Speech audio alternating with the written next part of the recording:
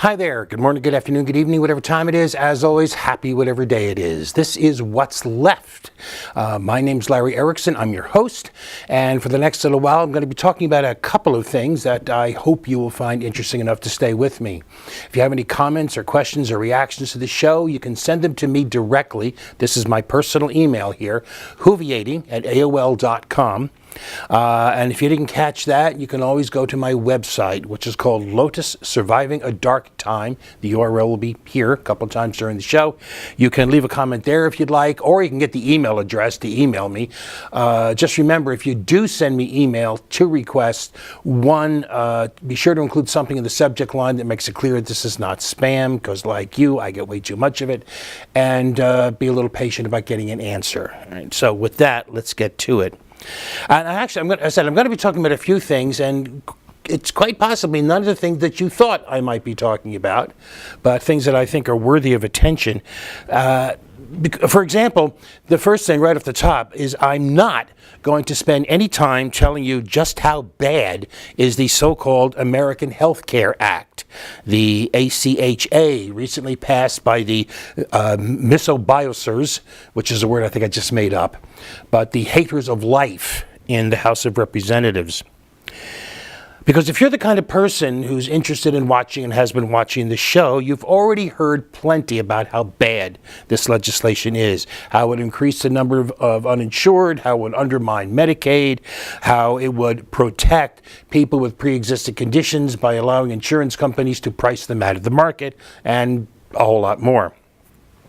And you've also undoubtedly heard about how the Senate, the leadership of the Senate, says they're pretty much going to ignore what the House did and just go ahead with their own bill with the promise that it will only stink, not reek, which somehow is supposed to make all of us feel better about the whole thing. So I'm not going to spend any time on that. Nor am I going to spend any time going, save the Affordable Health Care Act. Remember, the Goppers plan, it was said, would result in 24 million more uninsured. What's not usually noted is that the actual number of uninsured would be 52 million, because that 24 million was in addition to, it was on top of the 28 million who were projected to be uninsured if we continued with Obamacare. That's a figure that hardly strikes me as something to celebrate or that we should spend all our energy trying to preserve. So what I'm going to do instead is to say that this is an opportunity. There is a political opening here to raise the banner of what should be the goal, a national health care system. And note well, I say national health care, not national health insurance, not even single-payer insurance. Bernie Sanders' repeated call for Medicare for all is good as far as it goes, in that it's easy to understand and is light years better than what we have. In fact, you should be aware that there is a Medicare for all bill in the House introduced by John Conyers, and that Sanders is going to introduce a companion bill in the Senate. But the point is, I said it's as good as far as it goes. And that is its failing. It only goes so far. And sometimes that's just not nearly far enough. As anyone who has ever dealt with Medicare, especially in issues involving long-term care or a long-term illness, people like that can tell you. In short, the idea is good. It's not good enough. The goal is universal health care. Insurance is supposed to be a means to that end. But when we make having insurance an end in itself, not a means to the end, but an end in itself, which is exactly what we've done, that's a failure. That's a failure.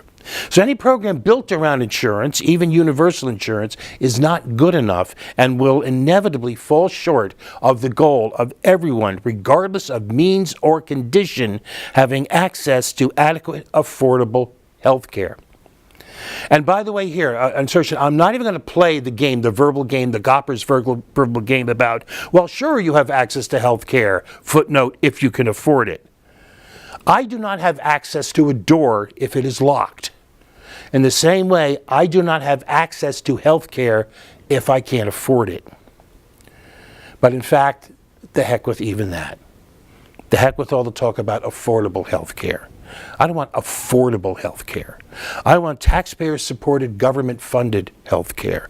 I want people to be able to go to a clinic, into an emergency room, to a hospital, into a skilled care facility, and not have to worry about the size of the bill because there won't be one. I want people to be able to get the care they need without having to think about the costs because there won't be any. I want no more hospitals designed and laid out so that you have to go past the cashier's window in order to leave the building. What I want that is a national health care system layered from neighborhood level clinics through community hospitals and regional health centers up to a small number of national district hospitals for particularly rare or complicated or unusually complex treatments.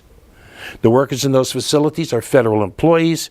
Ethical and financial oversight is exercised by committees of the public and healthcare workers at each level. The system is primarily financed through taxes, and if there is any payment for services, it is on a sliding scale based strictly on ability to pay. And know this, as radical as that sounds, we would not be the first country to have a system similar to that. Now, if alongside that public system, a private system persists for those who can afford and want to pay for extra luxury or who will indulge in the various nips and tucks and facelifts and the rest of the vanities, well, fine. In fact, good. Because those people will still be providing their full share of support for the national system, no exemptions for private insurance, while reducing the demands on it. My wife is a retired registered nurse who often lamented the fact that the healthcare industry is ever more industry and ever less healthcare. She continues to cling to the ideal, that the needs of the patient, not the needs of accountants or investors or executives of health insurance companies, that the needs of the patient should be the focus of healthcare workers. Ultimately, a not-for-profit national healthcare system is the only way to actually get there. And we as progressives should take this opening, the opening that we have now, to call for it. And no, it will not pass this year. Don't give me any of that, well, that's all a fantasy because it won't pass this year. Of course it won't pass this year. But it will never pass unless at some point you stake out the ground and say, this is where we want to be. So let's do it. All right, next up, something you probably really didn't expect me to be talking about, but I just had to because, Lord, they are at it again. They are at it again. And while you may not think this is worth the time that I'm going to spend on this, it's important because it's ultimately revealing, very revealing, about the right-wing approach to government and governing. The GAO, the Government Accountability Office, just reported to Congress that there are major programs receiving scant attention that are draining the Treasury and that could pose long-term problems, long-term challenges to the nation's financial, fiscal stability. One of the three that they highlighted was the U.S. Postal Service, the USPS, still often called the Post Office. And so we're having and going to have another chorus of how the Postal Service is on the brink of financial collapse, of fiscal disaster, of crushing bankruptcy. It's on the edge, the precipice of utter chaos and failure and ruin. A chorus that has continued almost unabated for a decade or more. And the thing is, you need to realize what this is all really about. This is not about preserving the Postal Service. It's about destroying the Postal Service.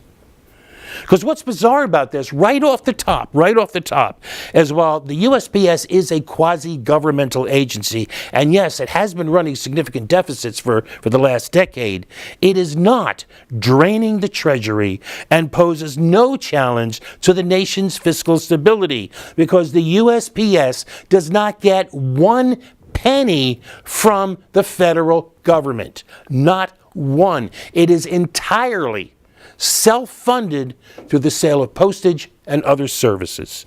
And it has been doing that for years. which actually is part of the problem, because at one point the USPS was essentially cut loose to sink or swim, essentially cast adrift, getting no aid from Congress, even as Congress continued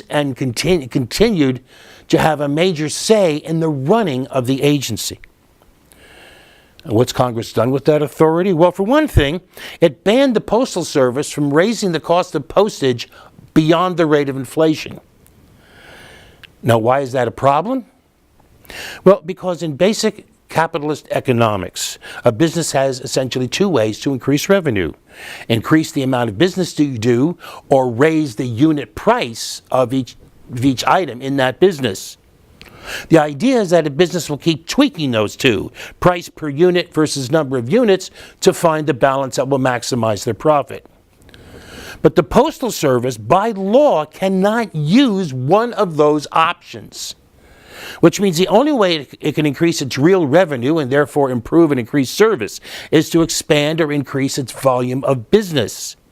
And to do this, even as a continuing chorus of voices from right-wingers in Congress call for what they say are cost-cutting measures, such as an end to Saturday deliveries and closing various regional mail processing plants, which will slow the delivery of the mail. In other words, measures which will actually serve to reduce the volume of business that the post office does and so make the situation worse. What's Congress doing with that authority? Well, here's a big one. In 2006, Congress mandated that the Postal Service fully fund retiree health benefits for future retirees out to 75 years in the future, and do it within 10 years. Put another way, Congress was requiring of the USPS that within 10 years it be able to fully fund health benefits for retirees who hadn't even been born yet. That is a requirement of a task taken on. No other agency, no other organization, no other department in or out of government anywhere in the United States. And it remains a major reason for the agency's fiscal struggles. The GAO reported that, quoting their report, in fiscal year 2016, when USPS was required to make $13 billion in retiree health and pension payments, it made $7 billion in payments, mainly due to not making a required retiree health payment of $5.8 billion. In other words, the agency could have met all of its requirements, could have made all the required payments, except for that inane 75 years out retiree health benefit requirement. And to top it all off, and again to show just how transparent this is, transparent the goal being to destroy the USPS, because it is proof that a government agency can do its job well, in this case deliver the mail, do it well over the long term, and do it while having a workforce that has a strong union. To show just how transparent this is, a few years ago, it was discovered that due to some massive accounting screw-up, the USPS had actually overpaid into worker pension funds to the total of somewhere between $50 and $75 billion. A proposal was made in Congress to allow the USPS to move those excess funds from the pension account. But notice, by the way, that the USPS needs the approval of Congress simply to move money from one account to another. They wanted to move it from the pension funds to fund that future retiree health benefit account in order to make up for the shortfall. The measure was rejected. Look, face it, mail is a bargain. You can send a 1-ounce letter, that's about 3 sheets, in other words, that's 6 pages of text, anywhere in the United States. You can send one from Key West to Point Barrow. You can send one from Bangor to Honolulu for 49 cents, an amount that otherwise would get you half a candy bar. And when I say anywhere, I mean anywhere. The USPS is legally required to provide universal service, and it makes deliveries to over 150 million individual addresses every week. It has to make mail service available everywhere to everyone. You may have to travel a bit to get to a post box or to where there's a cluster of mailboxes at the end of some rural byway. But mail must be available to everyone, even if you're way out in the country, even if you live in a neighborhood that's regarded too dangerous for taxi services to go into, the mail still has to be available to you. That's a requirement that, in fact, does not exist for the Postal Service's main competitors like UPS and FedEx. If they think you're just too rural or too far out of the way or your neighborhood is too dangerous, they just won't do it. The Postal Service can't say that. Which means, in turn, that there are millions and millions of people who rely on the Postal Service's services, including poorer people, folks in rural areas outside the usual delivery areas, people who use post office boxes, and many more, including, in fact, some small-scale entrepreneurs who often find that the USPS is the cheapest way to ship any goods they sell. Which, by the way, also means that if you sneer that you don't need the post office because you use email, yeah, well, the next time you go online and order a shirt or a t-shirt, ask them if they can email it to you. Which means in its own turn that people who do not depend on the Postal Service tend to be the rich, the powerful, the connected. The people who, for their own selfish reasons, are more concerned, despite their smiling assurances to the contrary, with bringing the system down than with preserving it. And as for the deficits, just think of it this way. Some years ago, someone noted that the very concept of a basic modern world government service, such as a mail system, could be running a deficit is absurd, because by that definition, they said the Pentagon is running a deficit of $580 billion a year. Let's take a break.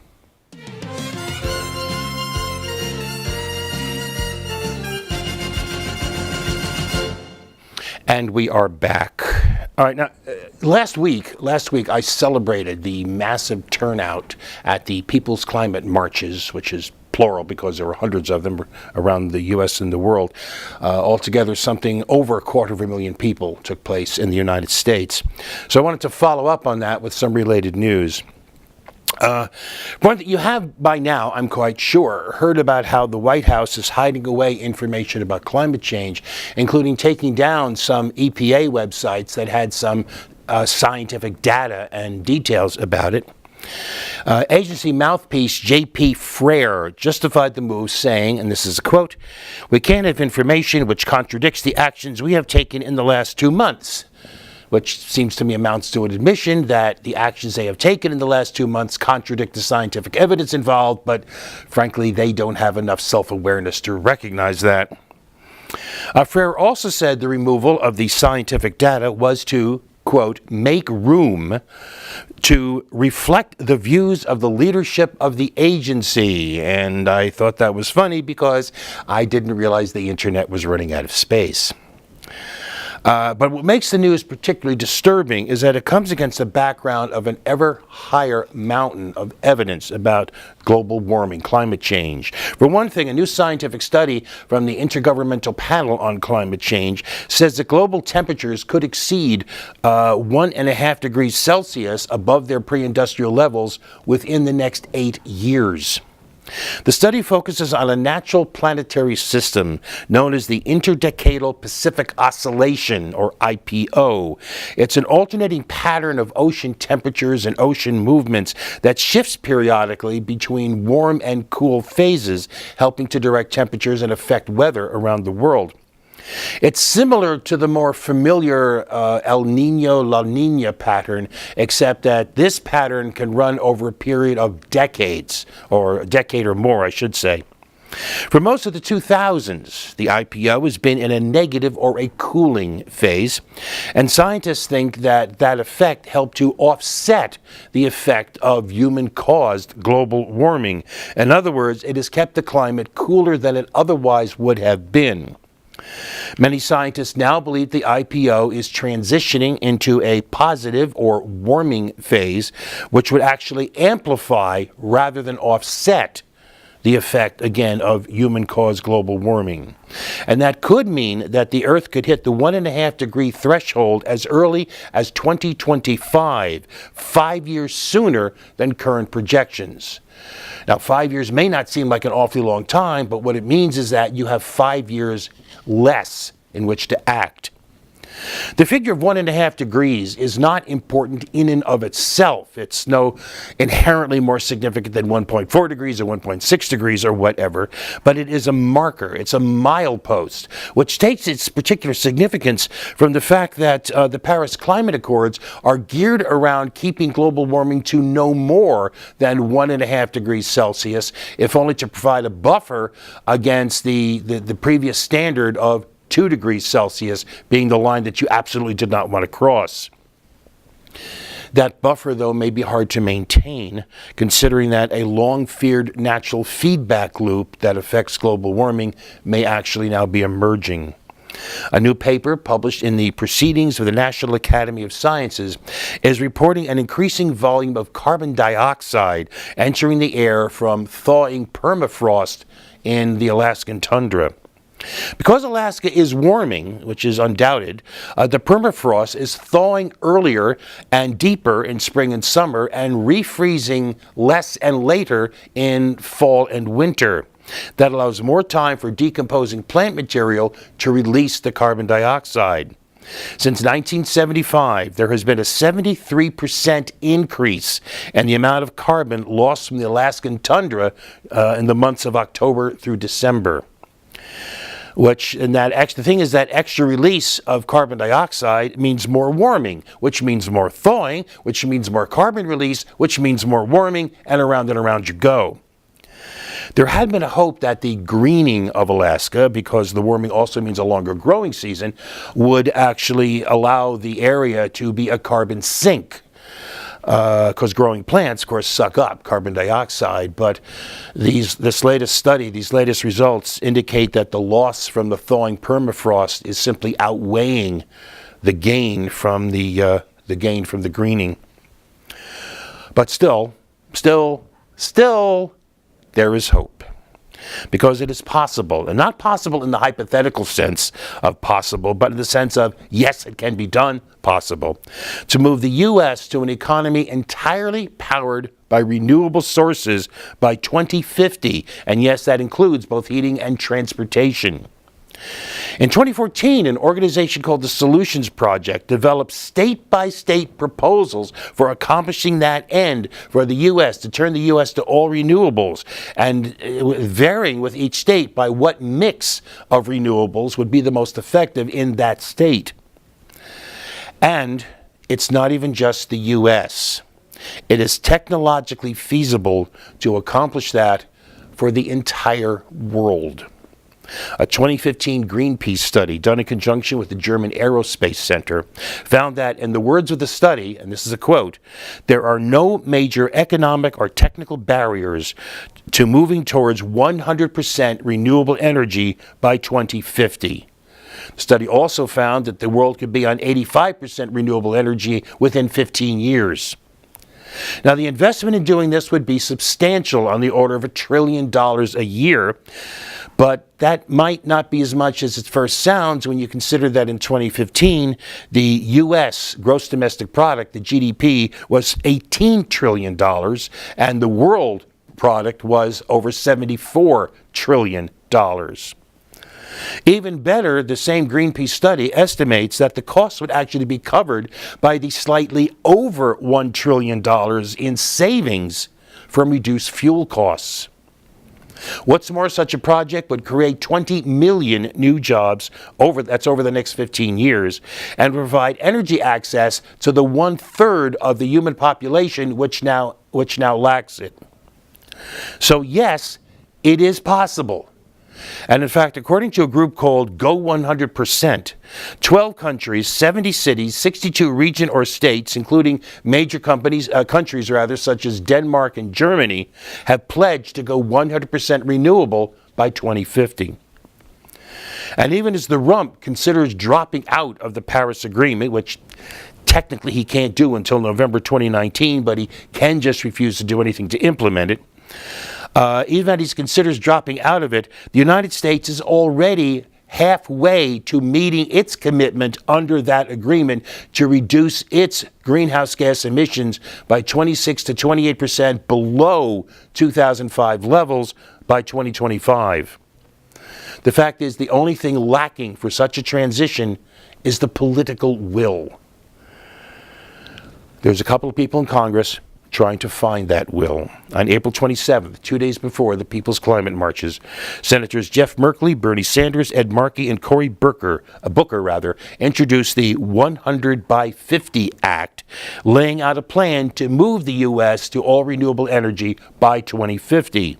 It involves phasing out fossil fuel-generated electricity supply in favor of renewables, electrifying transportation and heating systems by means including a requirement for zero-emission vehicles, making sure that low-income and poor communities and disadvantaged communities share in the benefits of the programs, protecting workers affected by the changes, ending new fossil fuel investments such as the Keystone XL and the Dakota Access pipelines, ending fossil fuel subsidies, that is, such subsidies to the fossil fuel industry, placing tariffs on imported goods that are carbon intensive, and creating and selling off climate bonds to raise money for projects related to it. Now, yes, it is true, this bill will go nowhere in the current Congress. Don't even bother trying to give me that kind of lecture. But nonetheless, it is important that, again, it stakes out the ground. It can serve as a rallying cry and organizing tool. This is not, gee, can we cut back a little, maybe, please. This is calling for what should be done and for what can be done. It's not calling for what you think might possibly pass this year. It's calling for what's necessary. And that, frankly, is to the good. All in all, things still seem dark with regard to global climate change in my mind. I still have no faith in people, that Americans in particular, who would rather fight than switch to renewables. I have no faith that people can be roused from their corporate and media-induced slumber in time to do anything. But at a time when at least a few senators are waking up, when Bloomberg has opened a new website devoted to the idea that climate change is an economic issue, when 16 Fortune 100 companies have signed a letter to the White House calling on the U.S. to stay in the Paris Agreement, when even Tiffany and Company, for pity's sakes, can take out a full-page ad in the New York Times calling on the White House to do the same thing, even an old cynic like me can't help but feel a little bit of hope.